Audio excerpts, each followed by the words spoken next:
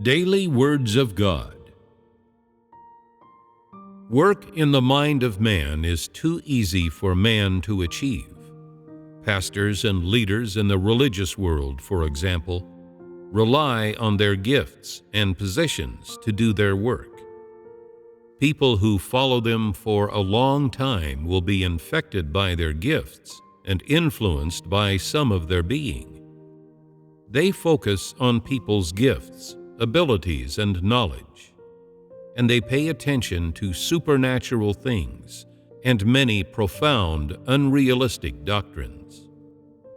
They do not focus on changes in people's dispositions, but rather on training people to preach and work, improving people's knowledge and their abundant religious doctrines.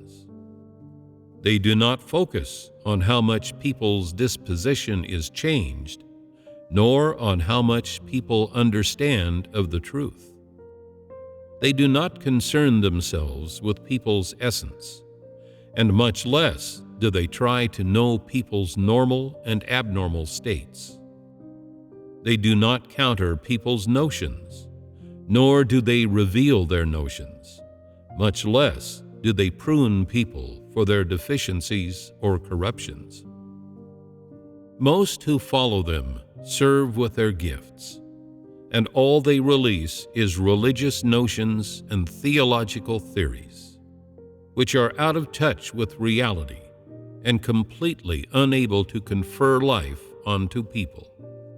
In fact, the essence of their work is nurturing talent, nurturing a person with nothing into a talented seminary graduate who later goes on to work and lead. Can you discern any laws in God's 6,000 years of work? There are many rules and restrictions in the work that man does, and the human brain is too dogmatic. What man expresses, therefore, is knowledge and realizations that are within the scope of his experience. Man is unable to express anything apart from this. Man's experiences or knowledge do not arise from his innate gifts or his instinct. They arise because of God's guidance and direct shepherding. Man has only the faculty to accept this shepherding, and no faculty that can express directly what divinity is. Man is unable to be the source.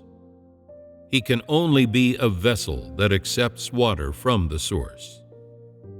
This is the human instinct, the faculty that one should have as a human being.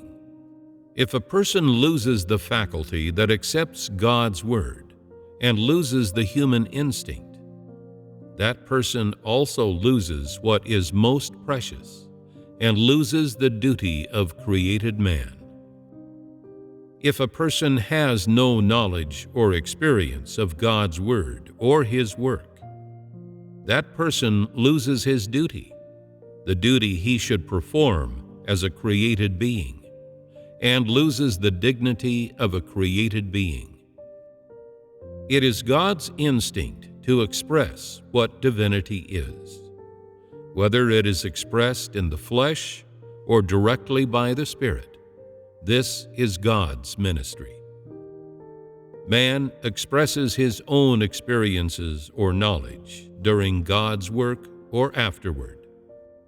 This is man's instinct and man's duty, and it is what man should achieve.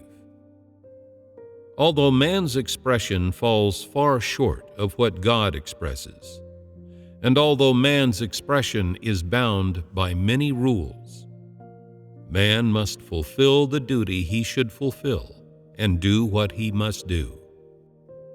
Man should do everything humanly possible to fulfill his duty, and he should not have even the slightest reservation.